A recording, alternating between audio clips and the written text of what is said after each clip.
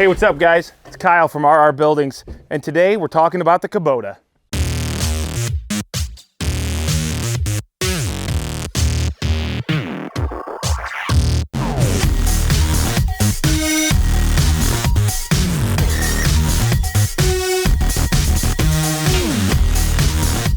So today I wanted to talk about the Kubota skid loader because it is probably, or it is my most favorite piece of machinery, and it is my favorite tool on the job site. It is so versatile and it makes my day so much easier and makes my back a lot better when outside working with these heavy timbers like we do day in and day out. So I thought I'd do the video. I've been asked so many times to talk about the skid loader, why I bought it, why I went with the Kubota versus, the competitors. And I'm just gonna kind of run through some of the specs that are associated with this machine. Now I will say that this is the 90-2.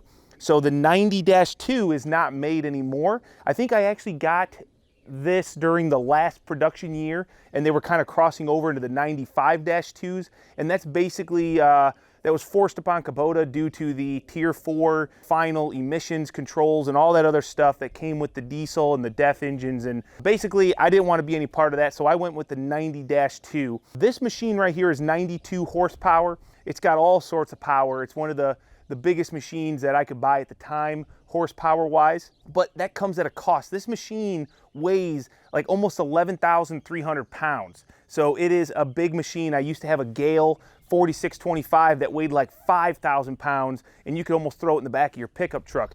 One thing about this machine is when you get into a high horsepower, heavy machine, you also have to know what you're going to be hauling it with, but we'll get into that later. Now at speeds, you can drive this thing at 5 miles per hour when you're in low gear, and it also has a high gear, which allows you to go at about 7.3 miles per hour. The hydraulic capacities on this, I don't have the high flow because I don't really think it was needed for my application. I'm getting 25 gallons per minute with this in standard flow, and I don't know what the high flow is, but I do know that unless you're running some really demanding attachments that really require that, almost everything on the market that I thought in the possibility of needing in the future, I could get with the standard flow hydraulic requirements. What I really loved about this machine when I started looking at it and the specs, besides the fact that it just looks really good, I think, the capacities. This thing is able to pick up and operate at 3,000 pounds. So that's a pretty substantial amount of weight, and that's not like its capacity, that's what it is recommended to operate at. It can actually lift up almost 6,000 pounds. And I've done that before. I've had to lift up full bunks of lumber that weigh in excess of 5,000 pounds and put it on my trailer, and it does it no problem. It's always very impressive, the capacity it has, and what's really nice about it is it's very stable because of the tracks. Now, I know if you guys follow me and you guys watch some of the build series, you're always seeing us with this tool and attached to that big teleboom that I use to lift trusses, walls, whatever. And this machine is rated at close to 9,000 pound tipping capacity. So even though it's not rated to work with that much weight, it won't tip over very easily. And that's why I always feel so comfortable putting up those trusses on the end of that boom. Even though they only weigh probably 500 pounds, that's still, you got to think about that lever and the way it pivots off the front of this machine. You got to have a machine that's capable of putting up those weights and being stable while doing it. Another big, benefit to having this machine for me personally was I really wanted to go to tracks because I used to have a wheeled machine, and not only is it super uncomfortable to drive over rough terrain, but it just leaves ruts everywhere. With this machine and the tracks, even though they're not the best track out of the factory, I think there's a lot of better options out there. And I'd love to hear from you guys if you run a track machine, what a good track is, because I think that's one of the things that I would like to look at in the future, because these tracks aren't that great in snow. They're not that great in super swampy conditions. They do spin quite a bit, but what they also do is a great job going across my clients' lawns without doing any major damage. So they're only putting down like 4.3 pounds per square inch ground force, which is, it's considerably less than a wheeled machine. So that was another big reason I went with the track machine over a wheel loader that I used to have. Now, as far as other specs, I think this is an 80 I think this is an 80-inch bucket, if I'm not mistaken. So it's gonna fit between almost all your standard skid loader trailer wheel wells. If you've got like a tilt deck like I've got, unless you've got a straight flat top like gooseneck over the axles or something, it's gonna fit between almost every standard trailer axle. It's got plenty of ground clearance, almost 12 inches of ground clearance on the underbody. Now remember, this is the 90-2. You can't buy this brand new anymore, but there's a lot of used versions out there. If you're looking to get into a track machine, I definitely would recommend this. I, however, would like to get into that 95 because even though I would go to that Tier 4 final diesel motor with the DEF and all that other kind of nonsense that comes with it, such as a little bit heavier machine, a little bit longer machine, a more expensive machine, I do gain almost 500 pounds on the tipping load capacity. I gain almost 1,500 pounds on the operating load capacity, and the standard hydraulics go from a 25 gallons per minute up to 40 gallons per minute. So at that point, I know I'll probably be able to run anything and everything regardless of what the attachment is. So obviously, if you guys are gonna follow along on the channel, who knows, maybe sometime later, I'll be able to do a review on the 95-2. But for now, this is the machine that I love and it works great. So let's talk about some of the pros and cons of this machine and kind of what I've experienced the last 3 years, because I have owned this for about 3 years now.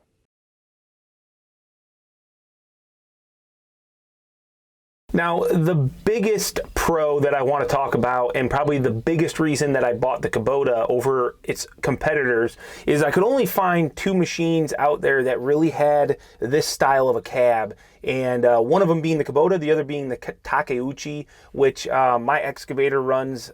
He's always ran, and I've always loved it. So that when I started looking at Kubotas, it felt really at home, and they're locally serviced by me. So that was a big plus. But this cab, what I'm talking about is the visibility. I feel like among most machines, this big box door, the door slides from above your head.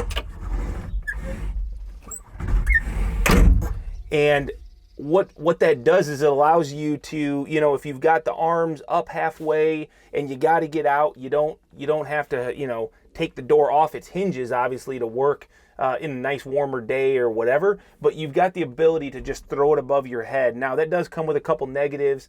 I feel like sometimes when you're taking it up and down, it is pretty close to your head, but you get used to that. And the other being when it's closed and you're trying to get in the machine, it doesn't always want to go up and stay. You've got these locks that you can engage to keep it up fully, but honestly, once it kind of clicks into place, it just stays up there really well. It does a little bit of rattling that you can take care of if you do engage these 2 locks, but I honestly never really have that big of an issue. But the door is a huge thing for me on the pro category, because nothing worse than having to slam a door all the time, and if your arms are just slightly elevated, it's just a pain in the butt. And you guys, if you've ran a skid loader, you probably know exactly what I'm talking about. Now, like I said, visibility from where I'm sitting, I can see very well if I'm cutting into some ground and I want to be, you know, making a nice grade. I can see exactly what I'm doing. There's all sorts of room in this cab. I feel like, you know, it's just really nice, big and boxy. And in general, I feel like Kubota with their pressurized cab, it does a really nice job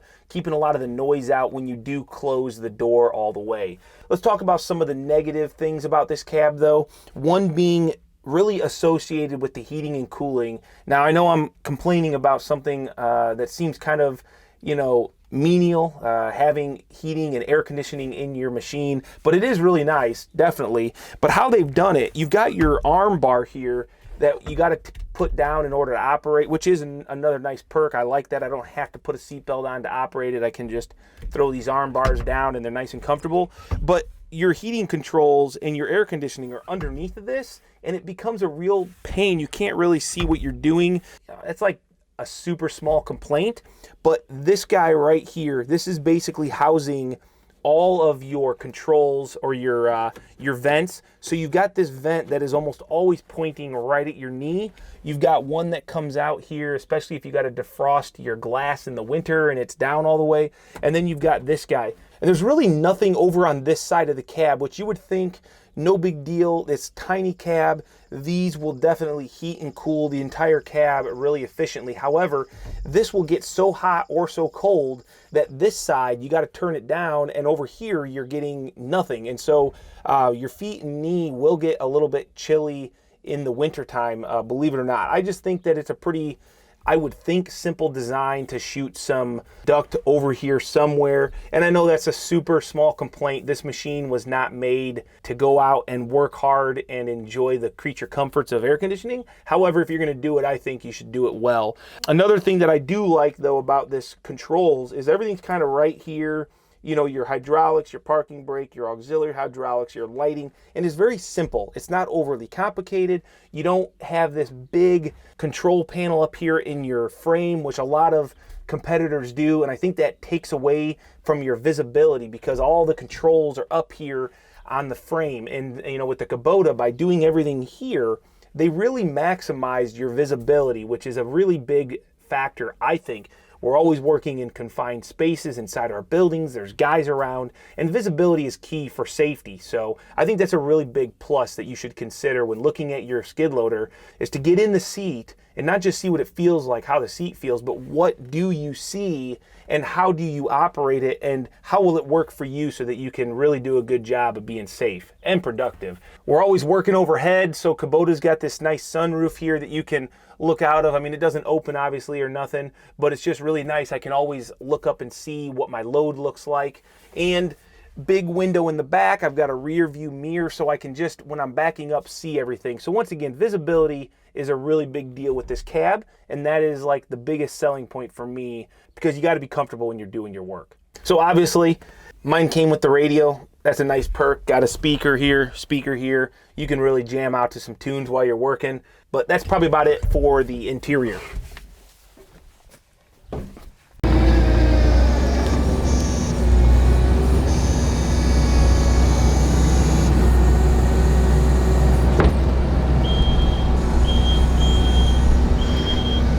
So like I've already told you, I don't have the high flow hydraulics. However, what this machine does have is a pressure relief valve. So what's really cool is if you've got an attachment and you've used it, you unattach from it and it's got pressure built up in those lines, what you're able to do is as you're pushing the attachment hose ends into this coupler here, it actually can release the pressure and it makes it a lot easier. A lot of times I can just do it with one hand. So that's a really nice feature. Another nice feature about this machine is it's got the quick attach, which I think most machines are going that way. I hated jumping in and out of my machine to attach to my bucket or forks or whatever. So with this, you can just basically line up to your attachment, hit a button, and it attaches automatically. It is super slow and sometimes painstakingly slow in the winter when you've got really cold hydraulic fluid. So something to note, I was kind of disappointed in that. And you definitely have to keep these greased. I'm having a problem right now with my right side. Sometimes it doesn't want to always fully engage or disengage, and I think it just needs a good grease job, which, talking about grease points, basically every point on the boom, the arms, has a grease point and it's super easy to access, so there's really no good excuse not to grease the machine. I think every 10 hours they recommend it. On the tracks, which I just brought this home from the job site to clean it so you can see how much garbage is built up. There's a nice little access panel here that allows you to keep the tracks tightened, and that's just as easy as using a grease gun as well. Now, I don't do a ton of service on this machine. I actually leave it for the Kubota dealer near me. They do a really good job of taking care of me. So I drop this off every spring. I let them do all the oil change, the hydraulic fluid, filters, all of that stuff. And I'm told it's a super easy deal. I just, you know what, I'm not a mechanic. I'm a post frame builder. I stay busy doing that. I let somebody who's a professional do that line of work. But this cab, the whole cab can lift up quite easily, couple bolts, and you have access to all your hydraulics and all your controls. So it's really a great machine. It's super serviceable, and it's got that Kubota engine that we all know is super bulletproof. So overall, this machine has been just 100%. I've had like almost zero issues. I had one seal on my hydraulic coupler go bad. That was within, I think, the first couple months of owning it. So that was all under warranty and it was an easy fix. It has just ran nonstop. and I would totally recommend this machine, and I have recommended it to a ton of you that have asked, but I do hope to maybe upgrade in the future, and I would love to hear your guys' opinion if the 95, if you've ran this, if the 95 is worth the upgrade, or is there a different machine to look at? Personally, I want to stick with the Kubota. It's been so good to me. My local dealer has been really good to me, and I just got nothing really bad to say. So hopefully this helped some of you guys. If you're looking for a machine, maybe give Kubota a shot. They just came out with their new 65, which is an even smaller machine. They've always had that 75, which is kind of the mid-range 70 horse machine. And actually that was what I was originally gonna buy, but I just wanted the capacity of lifting with this machine. So if you're around the house and you got a little farm garden that you need a machine for, I'd look at that 65 because I think the specs are quite impressive for what it is. And I don't think you can ever go wrong with a Kubota. Now, before I forget, the most important thing to remember is if you are going to buy one of these heavy machines, you got to make sure that you've got the right trailer to haul it with, because most standard skid loader trailers are not capable of hauling this with any attachments safely down the road. So maybe look for a future video down the road about trailers and maybe how to pick the proper trailer to haul your machinery. I appreciate you guys hanging around, and definitely make sure you guys hit that subscribe if you haven't already, and hopefully you enjoyed this Toolsday. But I'm gonna get out of here and we'll see you guys next week.